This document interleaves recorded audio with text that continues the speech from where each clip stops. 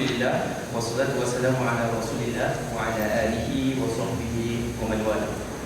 Alhamdulillah, semua alhamdulillah, kita bersyukur kepada Allah Subhanahu wa taala sama-sama kita dapat berkumpul pada hari yang mulia ini untuk siri yang kedua, wacana ilmiah, siri yang kedua, sesi yang kedua atau bahagian yang kedua, yang dianjurkan oleh Persatuan Guru Agama Islam Singapura.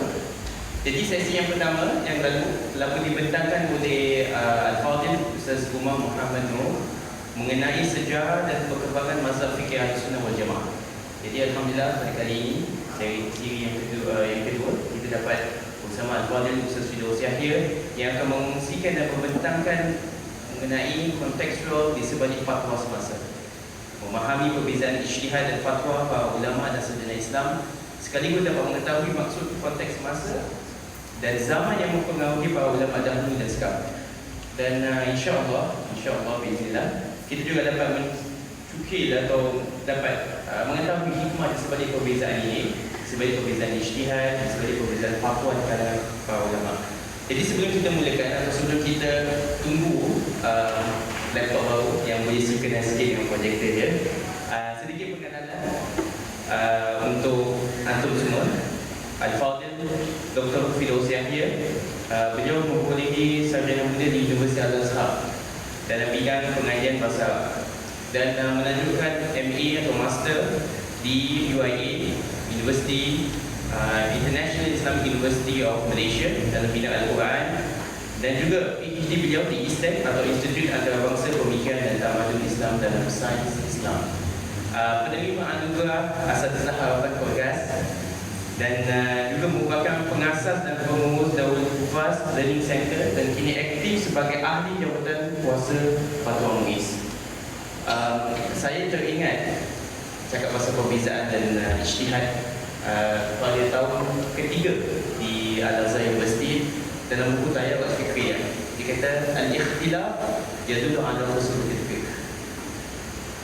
Daripada Al-Azhar University juga. Jadi tanpa memuasa kita mungkin mulakan sedikit kata-kata dahulu, so sambil kita menantikan laptop baru. Jadi Al-Fadhil tafadhal Ustaz. Tes. Okey. Bismillahirrahmanirrahim. Alhamdulillahirabbil alamin wa bihi nasta'in ala umuri dunya waddin.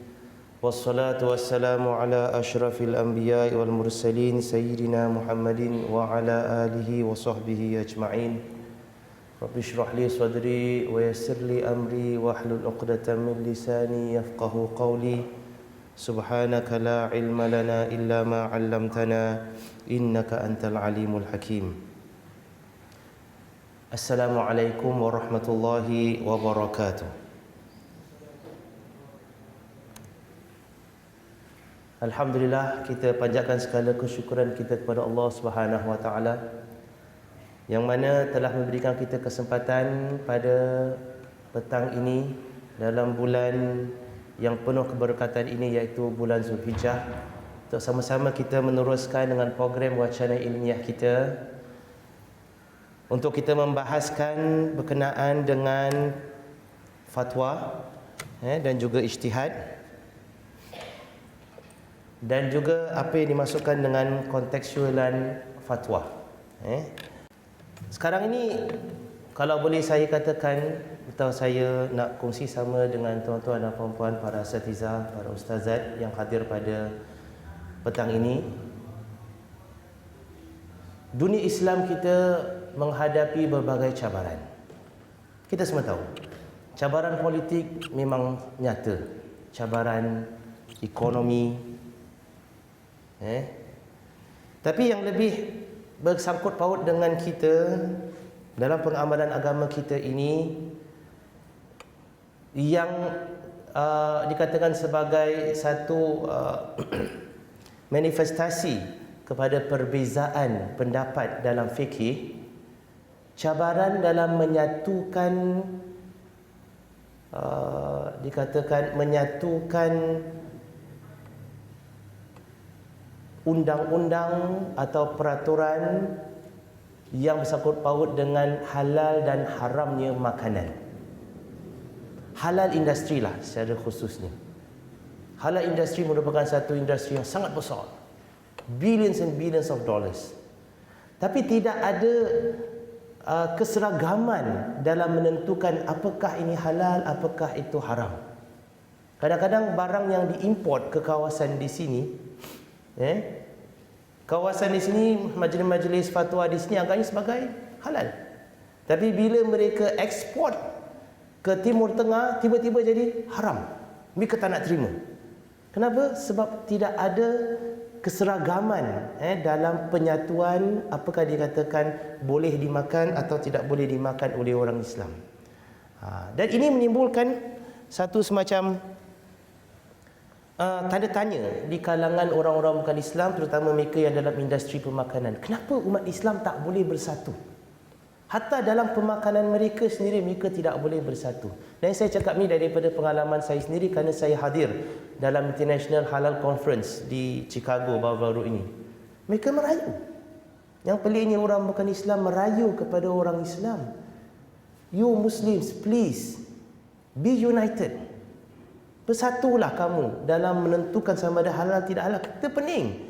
Kita, dia kata kami, we are non-Muslims, we provide the food for Muslims. Tapi kita tak tahu mana satu, ini boleh ke tak boleh. Go to this place, oh boleh. Go to that place, tak boleh.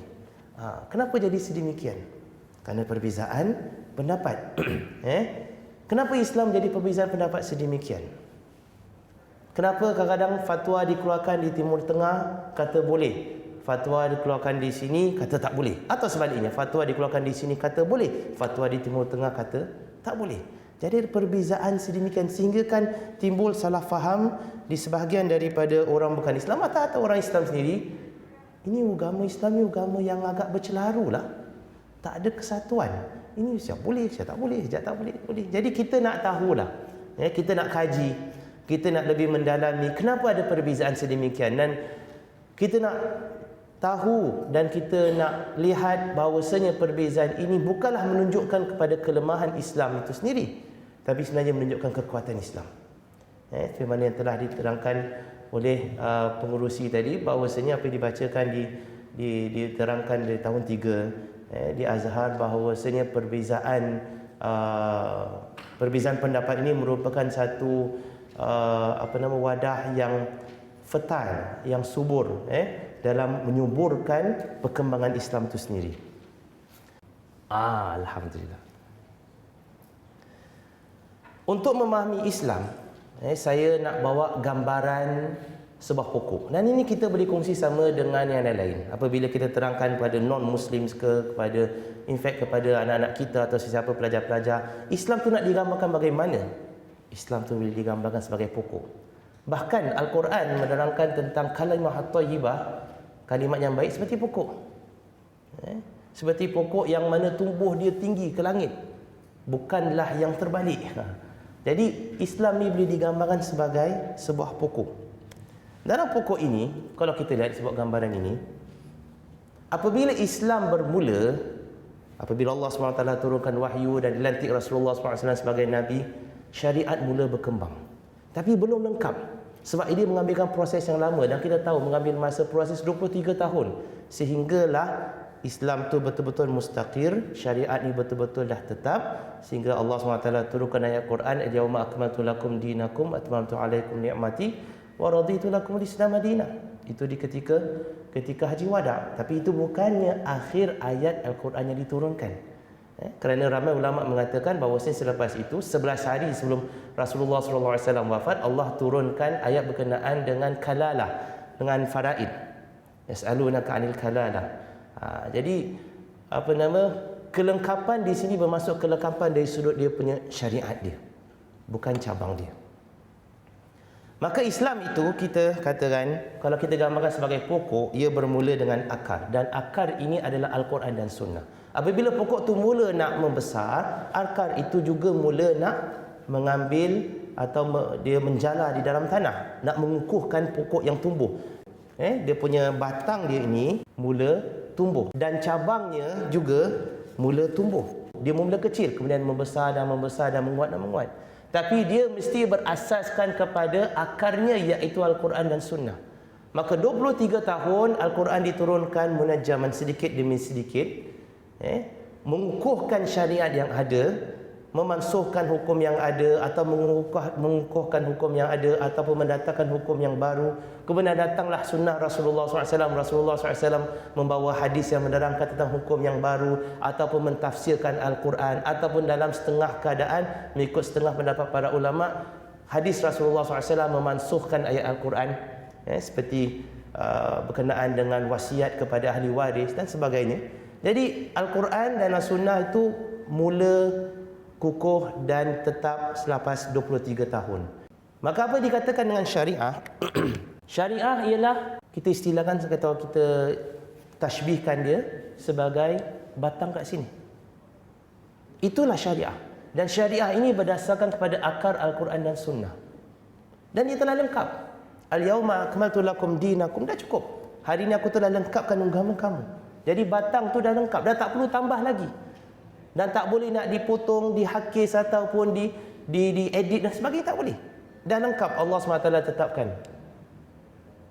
Ketika ini Rasulullah SAW pun dijemput oleh Allah SWT, dan para sahabat meneruskan perjuangan Rasulullah SAW menerangkan tentang agama kepada tabi'in dan kemudian tabi'in, dan mulalah pada zaman tabi'in dan selepasnya bermulalah zaman yang mana tumbuhnya dia punya cabang-cabang yang besar. Yang ini dikatakan sebagai zaman tumbuhnya mazhab-mazhab. Dan saya yakin pada wacana yang lepas Ustaz Umar dah terangkan tentang perbezaan mazhab dan apakah itu mazhab dan jenis-jenis mazhab yang ada. Tak perlu saya ulang. Cuma dalam permisalan ini kita lihat pokok bila sampai satu tahap dia akan mula tumbuh dia punya dahan yang besar, cabang yang besar.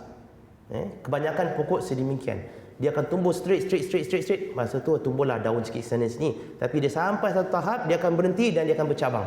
Cabang 2, bercabang 3. Jarang bercabang 4, selalu bercabang 2 atau bercabang 3. Jadi kemudian bercabang dan bercabang lagi.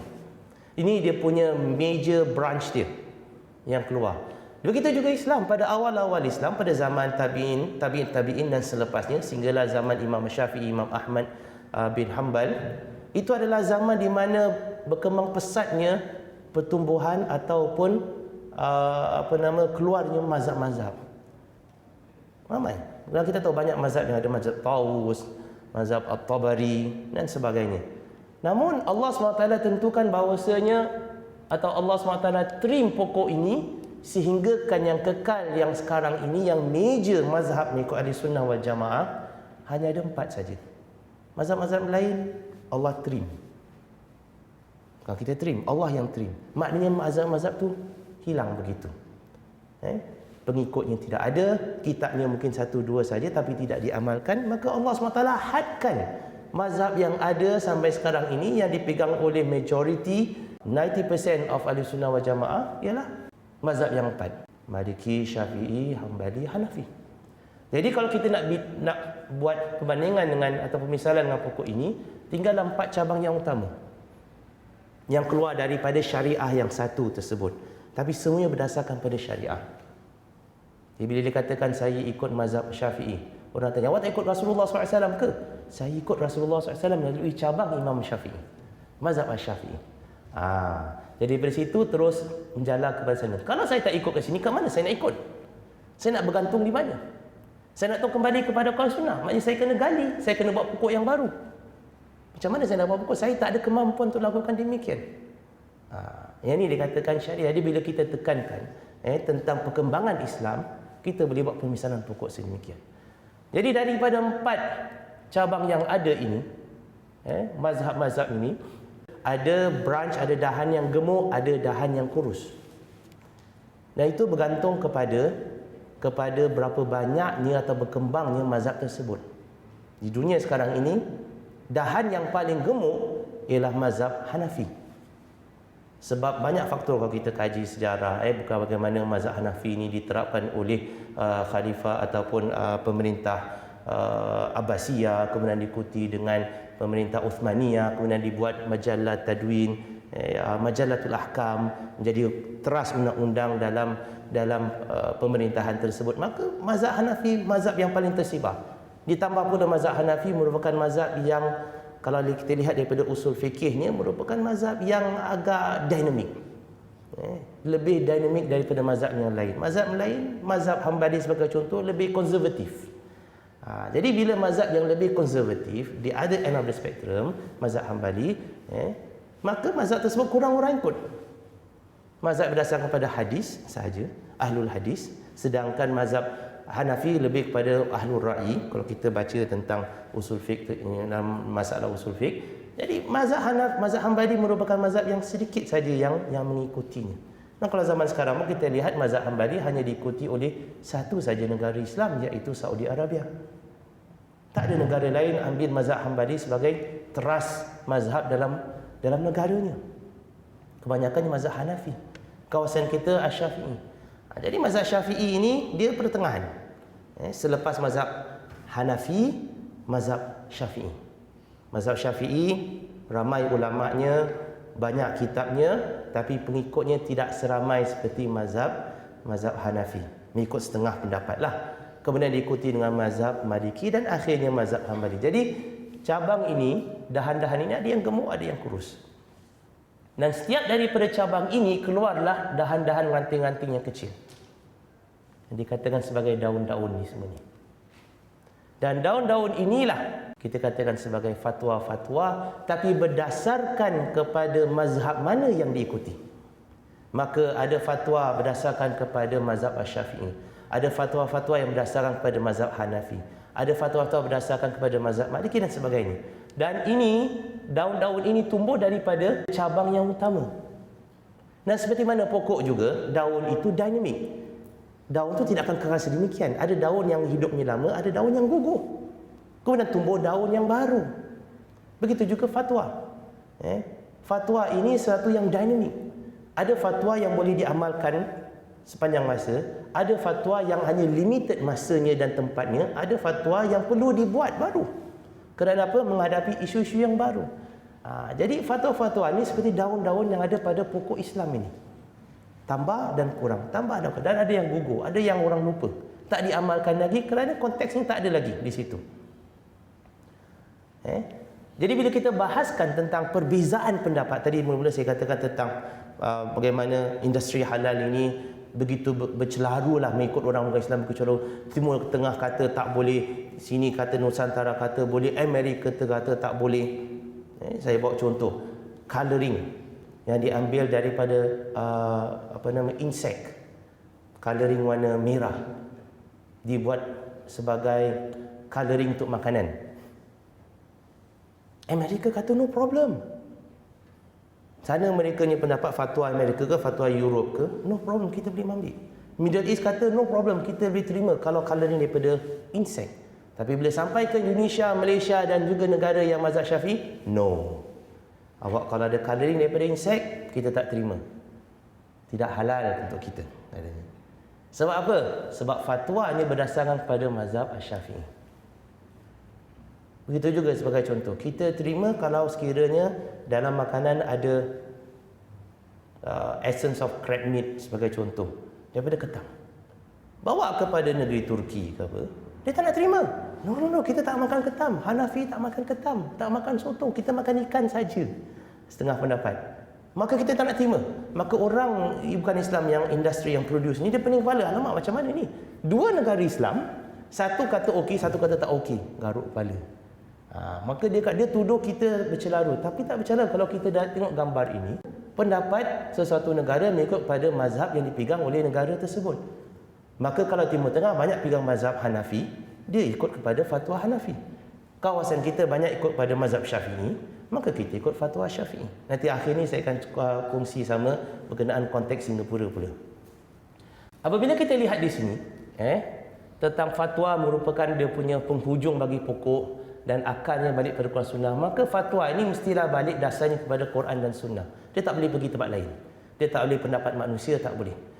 Akhirnya mestilah berdasarkan kepada Quran Sunnah kerana semuanya kembali kepada akar yang satu. Potong di sini, semuanya akan tumbang. Jadi bila syariah itu tidak ada, fatwa itu tidak ada. Kita lihat gambaran yang kedua pula. Tugas mengeluarkan hukum. Siapa yang mempunyai tanggungjawab untuk mengeluarkan hukum daripada setiap daripada peringkat pokok ini? Kalau dia punya terang dia, sudah tentu tugasnya Rasulullah SAW. Rasulullah SAW yang diberikan mandat oleh Allah SWT dan dipandu oleh Allah. Wa ma yantiqu 'anil hawa. Rasulullah tak berkata daripada hawa nafsunya, semuanya in huwa illa wahyu yuha, daripada wahyu yang diturunkan oleh Allah SWT. Maka tugas Rasulullah menerangkan tentang syariat, melengkapkan syariat. Dan diambil daripada Al-Quran dan juga hadis-hadis Rasulullah yang dipandu oleh Allah SWT. Wa ma yantiqu 'anil hawa. Hadis tu adalah daripada Allah, cuma lafaznya lafaz Rasulullah, lafaz manusia, tapi isi kandungannya Allah Subhanahu Wa Taala. Jadi tugas Rasulullah untuk melengkapkan batang ini. Selepas Rasulullah SAW wafat, timbullah zaman pembentukan mazhab-mazhab. Maka siapakah yang menumbuhkan batang ini? Ini ketentuan Allah SWT, tapi siapakah yang hidup di dunia ini yang diberikan amanah oleh Allah SWT untuk mengeluarkan panduan syariat daripada pokok yang besar di sini? Mereka adalah dikatakan sebagai para ulama yang mujtahid mutlak.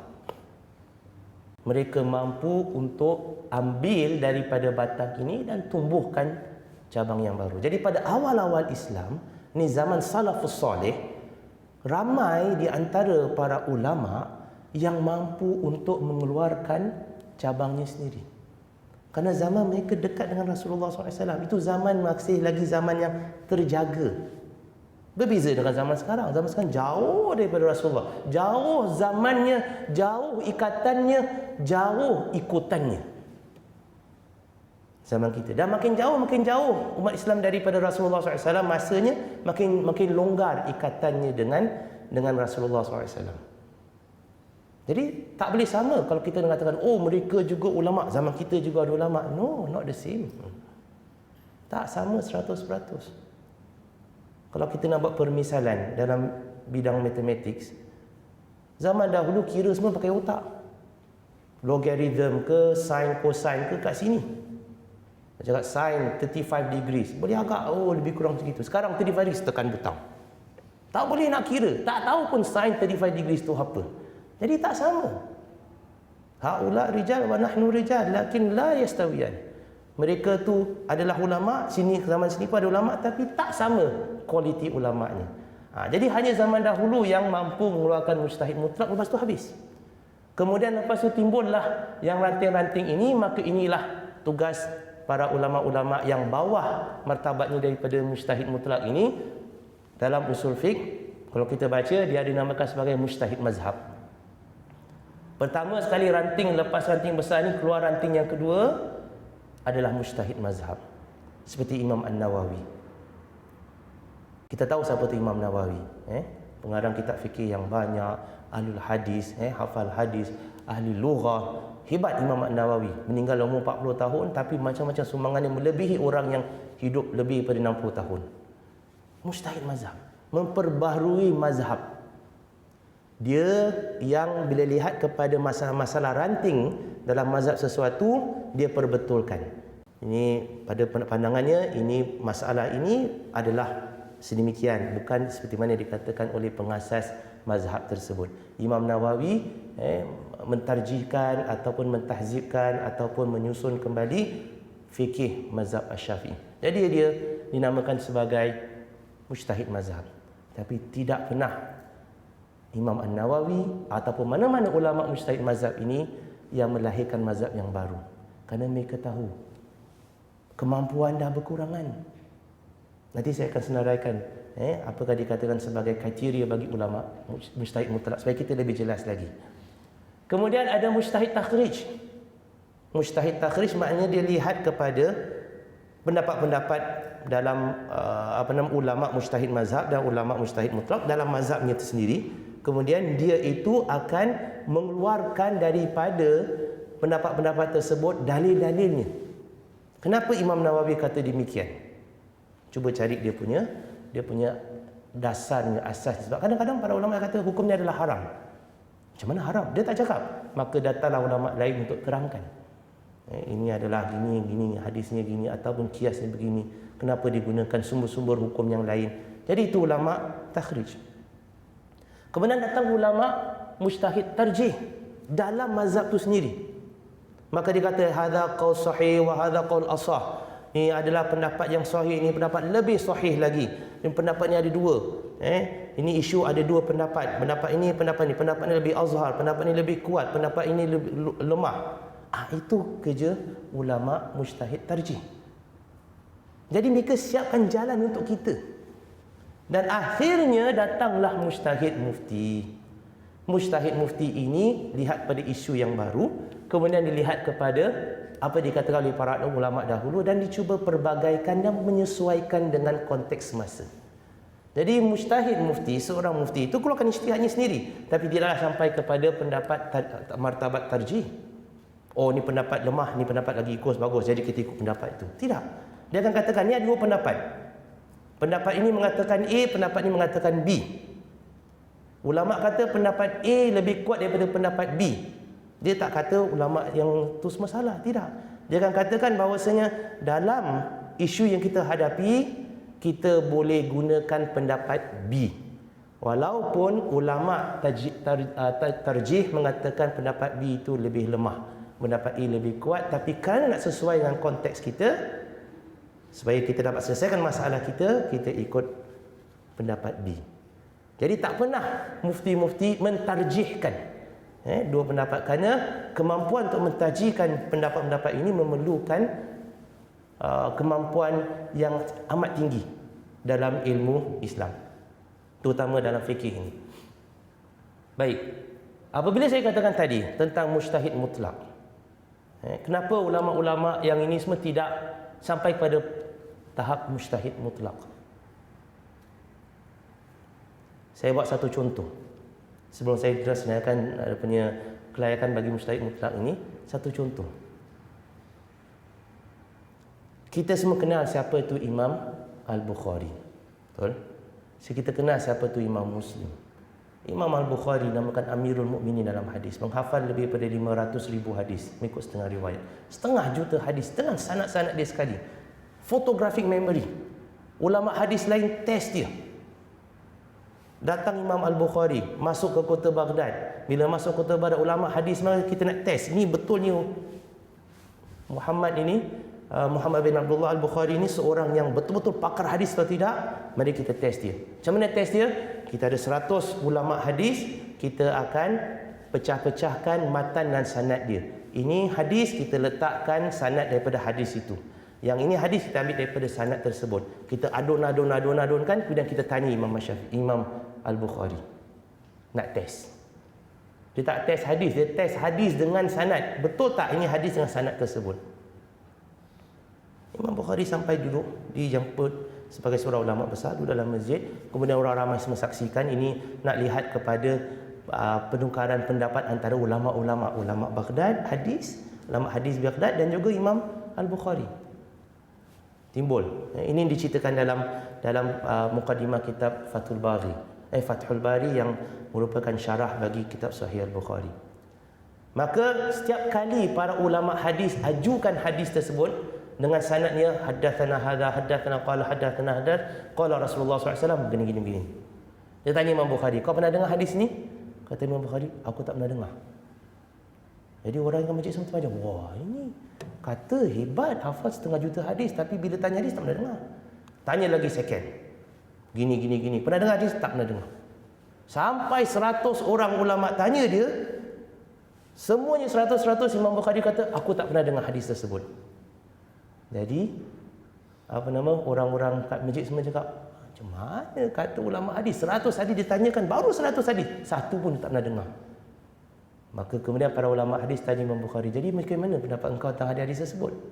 Kata Imam Bukhari, aku tak dengar hadisnya sebab apa? Sebab matannya dengan sanadnya berbeza. Hadis yang pertama engkau baca, matan dia, sanad dia adalah hadis yang ke-54 yang dibaca oleh ulama tersebut. Yang ini pula sanad dia adalah yang ke sana. Jadi dia susunkan balik 100 hadis, dia tak catat, dia hafal, tapi dia susunkan balik. Ini matan dia dengan sanad, ini sanad dia kat situ, ini sanad kat sini. Subhanallah, Imam Bukhari, photographic memory. Siapa boleh buat sekarang? Kita hadis 40 juga, terkapai, lupa sana, lupa sini.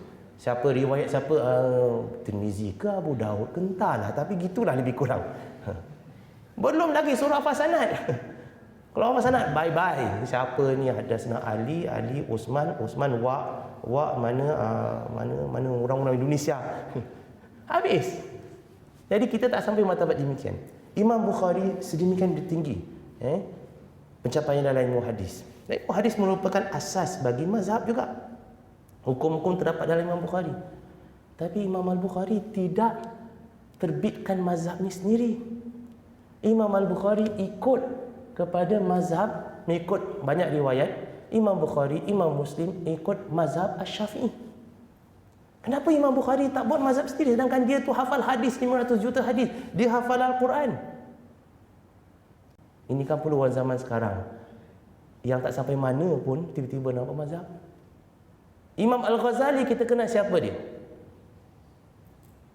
Pengarang kitab Ihya Ulumuddin, mengikut mazhab Asy-Syafi'i.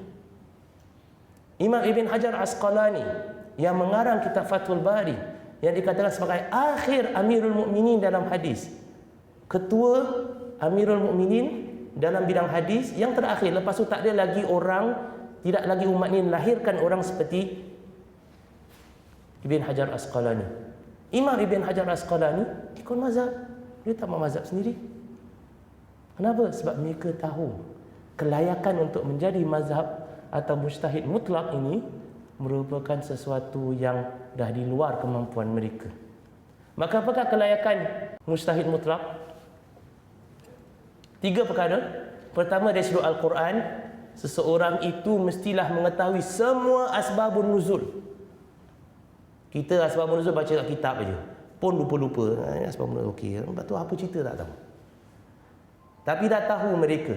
Dan asbabun nuzul ni banyak, sebab ada pencanggahan riwayat, maka dia perlu tahu satu riwayat yang lebih kuat dan satu riwayat yang tak kuat.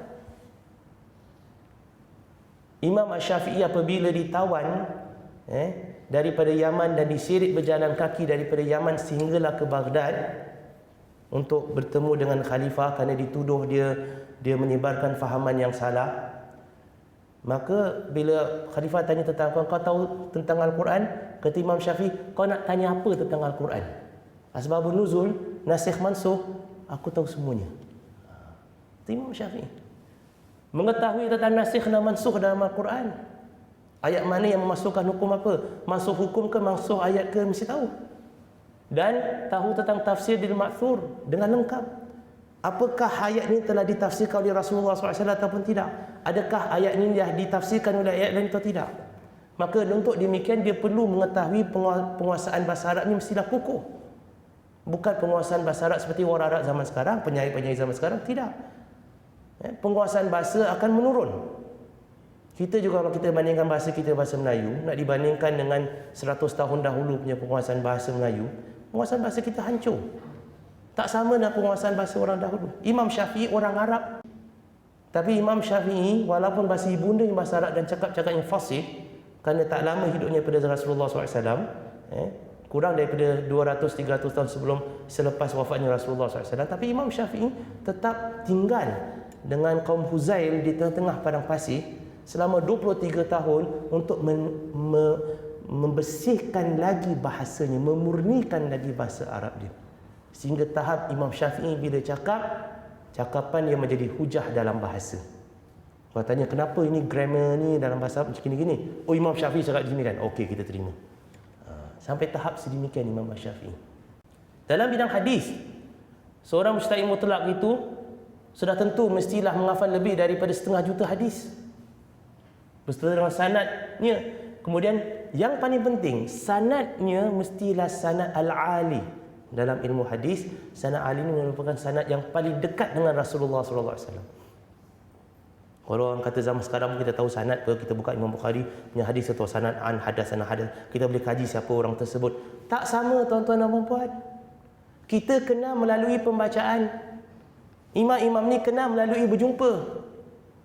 Zaman mereka dan zaman Rasulullah tak jauh. Maka kemurniaan sanad hadis itu lebih suci, lebih terjaga daripada selepas mereka. Imam Al-Bukhari belajar dengan Imam Ahmad bin Hanbal. Imam Ahmad bin Hanbal belajar dengan Imam Syafi'i. Imam Syafi'i belajar dengan Imam Malik. Imam Malik dan Imam Abu Hanifah bergurunya sama.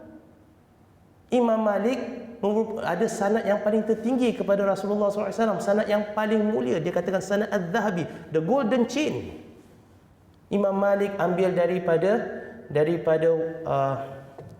siapa namanya? Allahumma shalli ala sayyidina Muhammad. Gurunya, saya lupa nama gurunya. Kemudian gurunya ambil daripada Ibnu Umar. Ibnu Umar radhiyallahu anhu mengambil daripada bapanya Sayyidina Umar bin Khattab radhiyallahu anhu. Kemudian dia ambil daripada Rasulullah SAW. Jadi dekat.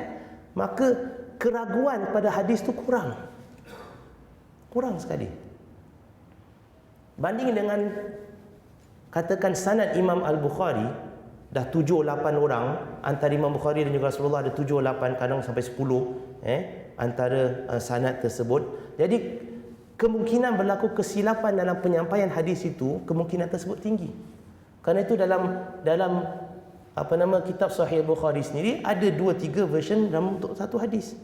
Hadis paling senang kita hafal, innamal a'malu binniyat. Dalam Sahih Bukhari ada 3 version dengan 3 sanad yang berbeza. Itu Imam Bukhari.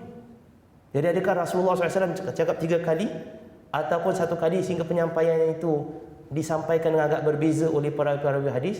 Wallahu alam, kita tak tahu. Jadi tak sama, walaupun kita tahu sanad, tak sama seperti mana mereka tahu sanad. Mereka tahu tentang martabat hadis, mutawatir ke, hadis ahad ke, hadis aziz. Mereka tahu nasikh mansukh dalam hadis. Mereka tahu asbabul wurud. Kenapa hadis ni Rasulullah SAW sebut? Apa dia punya background story dia? Kita tak tahu, kita terima hadis gitu saja. Kita tak tahu hadis ni dari masukkan atau tidak. Apakah latar belakang dia? Apakah boleh diaplikasi secara umum ataupun khusus? Maka timbul pada usul fikih. Mengetahui cara bagaimana nak atau mengetahui semua ijma'. Kalau dah ijma', kita tak dibuat hukum yang baru. Mengetahui tentang qiyas, mengetahui tentang cara nak bagaimana nak istinbat, nak mengeluarkan hukum daripada Quran dan hadis. Malah mereka mencipta jalan untuk bagaimana nak mengeluarkan hukum daripada Quran dan hadis. Bagaimana nak mendatangkan hukum yang baru. Mereka cipta the tools, alat tersebut. Hebat. Usul fiqh, ilmu usul fiqh dicipta oleh Imam Syafi'i supaya memandu orang untuk lebih mudah menggarap hukum daripada Al-Quran dan juga hadis Rasulullah SAW. Maka untuk mengetahui usul fiqh ni perlu mempunyai akal yang cerdik. Dia dapat tapis mana yang penting tak penting, dapat mencernakan hukum. Tak semestinya seorang tu hafalkan banyak tapi dia itu boleh menerbitkan hukum daripada apa yang dia hafal. Information is different from knowledge. Google banyak information, tapi adakah dia boleh buat something yang baru? Tak boleh. Dia just provide information. Encyclopedia, information. Tapi siapa yang ambil hukum daripada atau perkara-perkara baru daripada encyclopedia? Manusia yang ada akal. Pasal yang namakan ini akal. Kenapa dinamakan akal? Sebab dalam bahasa Arab, akal tu maksudnya apa? Ikat. Rasulullah SAW ada daripada seorang sahabat yang datang tak nak ikat dia punya unta. Iqilha thumma tawakkal. Ikat dia kemudian tawakal. Jadi akal tu ikat. Ikat apa kat otak kita ni?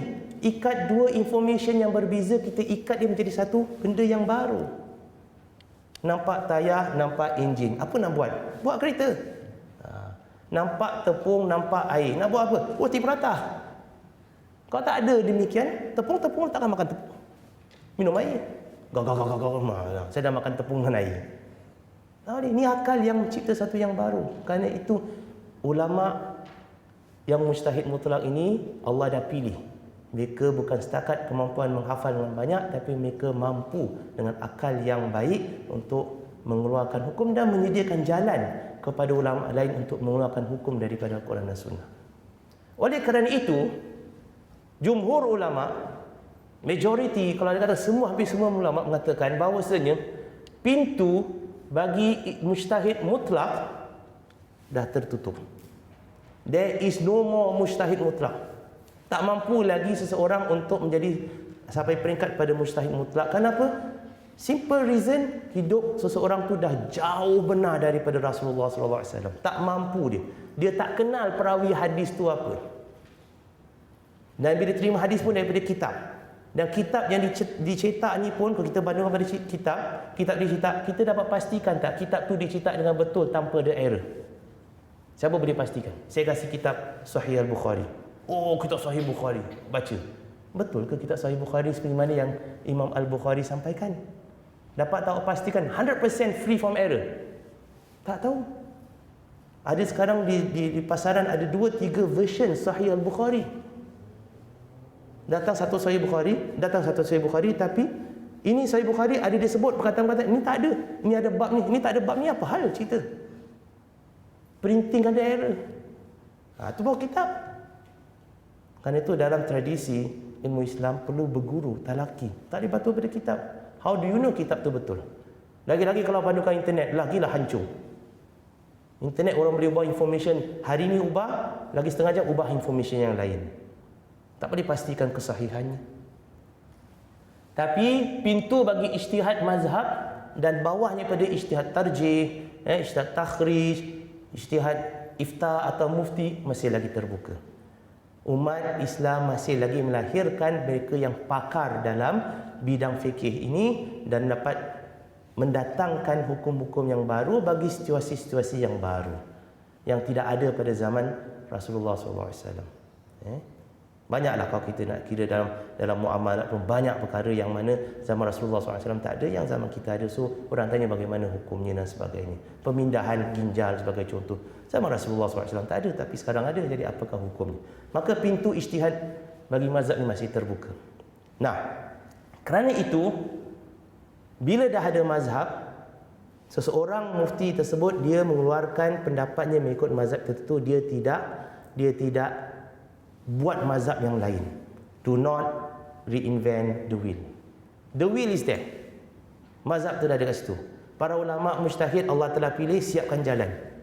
Maka kita jalan, tapi kita perfect it. Kita tak terima begitu bulat-bulat. Oh, kata Imam Syafi'i gini, maka kita terima. Tak boleh tukar, tak boleh apa.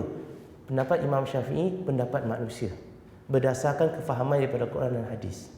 Mungkin sesuai zaman tersebut, tak sesuai zaman sekarang. Saya beri satu pendapat senang saja. Imam Syafi'i berpendapat bahawasanya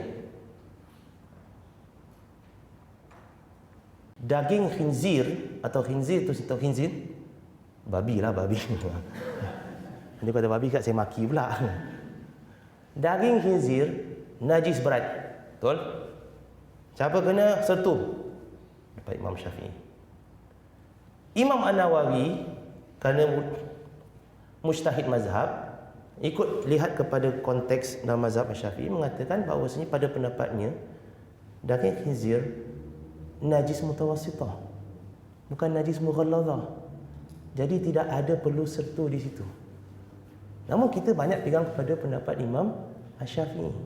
Tapi dalam hal-hal yang tertentu yang tak boleh dielakkan, kita boleh ikut pendapat Imam An-Nawawi. Dalam situasi-situasi yang tertentu. Contoh, seorang Muslim atau seorang yang masuk Islam, keluarga dia masih lagi belum Islam, maka dia makan sama-sama dinner. Of course, dia parents tahu dia ni Islam, maka dia tak sediakan pork, dia sediakan beef yang dia ni belilah, anak dia beli ke apa, dia masuk Islam. Tapi pinggan mangkuk dia, kuali yang digunakan dah digunakan untuk goreng dan masak daging babi. Adakah si anak tu nak tuntut mak sertu semua dulu? Kau tak, saya tak makan. Macam mana satu? Saya bawa bertanah semua. Habis rumah dengan tanah. Jadi mak cakap, ni apa ni agama ni? Menguntungkan, menyusahkan. Dalam kes-kes demikian, maka boleh ikut pendapat yang lain. So, ada mazhab, tak payah kita nak reinvent, tapi kita perlu perhalusi. Kita perlu perbaiki. Kita perlu perfect it. Make it better. The wheel daripada asalnya batu, kita buat kepada yang lembut. Daripada getah. Asal tu juga urusan umat Islam seterusnya. Memperbaiki mazhab yang ada. Namun, kalau kita lihat di sini, ini berbagai jenis tayar lah. Tayar basikal yang untuk mountain bike ke, racing bike ke, apa ni, sebab contohlah. Ijtihad yang dikeluarkan oleh mufti dan para ulama perlulah ikut keadaan masa dan tempat. Dia tak boleh one size fits all. ini keadaan memerlukan pendapat sedemikian, maka kita ikut pendapat yang itu. Yang ini perlukan pendapat yang ini, kita ambil yang sedemikian.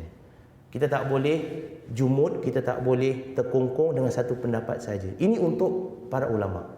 Jadi mereka akan lihat range of options, semua kata-kata para ulama, apakah dasar-dasar mereka kata, apakah memiliki latar belakang, dan kemudian pilih mana yang rasa paling sesuai untuk digunakan bagi situasi yang baru tersebut. Pilih tayah yang sesuai. Diambil daripada pendapat-pendapat para ulama. Dan pendapat-pendapat ini semua kembali kepada Al-Quran dan Sunnah. Cara mereka ambil daripada Al-Quran dan Sunnah tersebut ialah melalui cara-cara yang telah diketengahkan, cara-cara yang telah diperkenalkan oleh ulama mujtahid mutlak, para ulama mazhab, ulama yang mengasaskan mazhab.